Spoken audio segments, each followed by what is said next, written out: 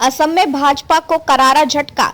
पूर्व केंद्रीय मंत्री राजेंद्र गोहाई और 17 वर्षीय नेताओं ने छोड़ी पार्टी। 2026 चुनाव से पहले बड़ा राजनीतिक भूकंप। Changing future news desk. Assam की राजनीति में गुरुवार को जबरदस्त हलचल मच गई जब भाजपा के दिग्गज नेता, 4 बार के सांसद और पूर्व केंद्रीय रेल राज्य मंत्री राजेंद्र गोहाई ने पार्टी से इस्तीफा दे दिया। उनके साथ 17 अन्य भाजपा नेताओं ने भी एक साथ पार्टी छोड़ दी, जिससे राज्य में भाजपा के संगठन और चुनावी तैयारियों पर गहरा असर पड़ने की संभावना है। यह इस्तीफा ऐसे समय आया है जब राज्य में 2026 विधानसभा चुनाव की तैयारियां जोरों पर हैं और मुख्यमंत्री हिमंता बिस्वा शर्मा भाजपा की तीसरी बार वापसी सुनिश्चित करने में जुटे हैं। राजेंद्र गोहाई और इस्तीफा, आदिवासी समाज से धोखा, भाजपा ने अपनी आत्मा खो दी। राजेंद्र गोहाई, जो कभी भाजपा के सबसे भरोसेमंद चेहरे माने जाते थे, उन्होंने अपने इस्तीफे में लिखा, मैं भारतीय जनता पार्टी की प्राथमिक सदस्यता और सभी पदों से इस्तीफा देता हूं, क्योंकि पार्टी ने असम के मूल और आदिवासी समुदायों के साथ धोखा किया है।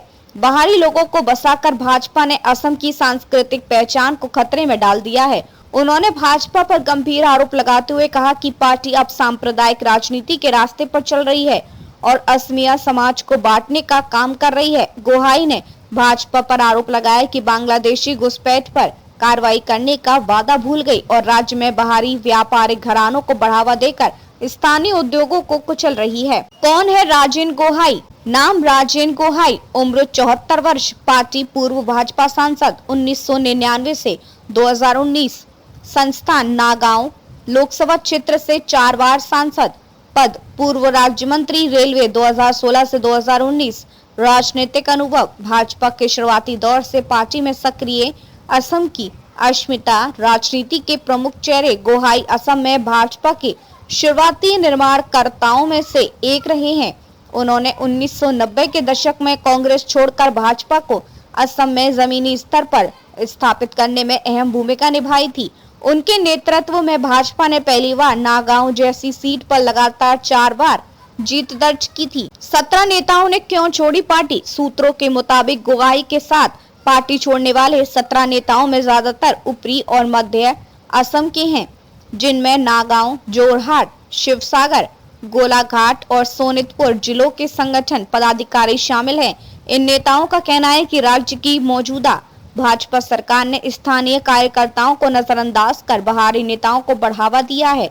इन्हें नया टिकट, पद और संगठन में सम्मान नहीं मिल पा रहा था, जिससे असंतोष गहराता गया। राजनीतिक बम, भाजपा के भीतर दरार गहरी। राजेंद्र गोहाई का ये कदम भाजपा के लिए सिर्फ एक इस्तीफा नहीं बल्कि राजनीतिक असंतोष का प्रतीक बन गया है। वे लंबे समय से मुख्यमंत्री हिमंता बिस्वा शर्मा के खिलाफ नीतिगत मतभेद रखते थे। 2023 के सीमांकन पर उन्होंने खुलकर कहा था कि ये असमिया लोगों की राजनीतिक शक्ति को कमजोर करने वाला फैसला है। अब जब 2026 चुनाव से पहले भाजपा अपने गढ़ को मजबूत करने में जुड़ी थी, गोहाई का यह इस्तीफा एक बड़ी दरार का संकेत देता है।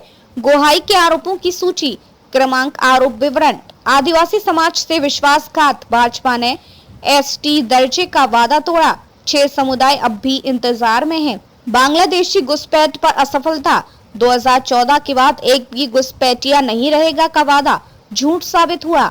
स्थानीयों को हाशिए पर डालना, सरकार ने छोटे व्यवसायों पर नए नियम लादे, बाहरी कंपनियों को फायदा दिया, वरिष्ठ कार्यकर्ताओं की अनदेखी, पुराने कार्यकर्ताओं को दरकिनार कर नए चेहरों को प्राथमिकता दी गई, भ्रष्टाचार और भाई भतीजावाद, सरकार में पद और अवसर अब योग्यता नहीं रिश्तों के आधार पर बांटे जा रहे हैं।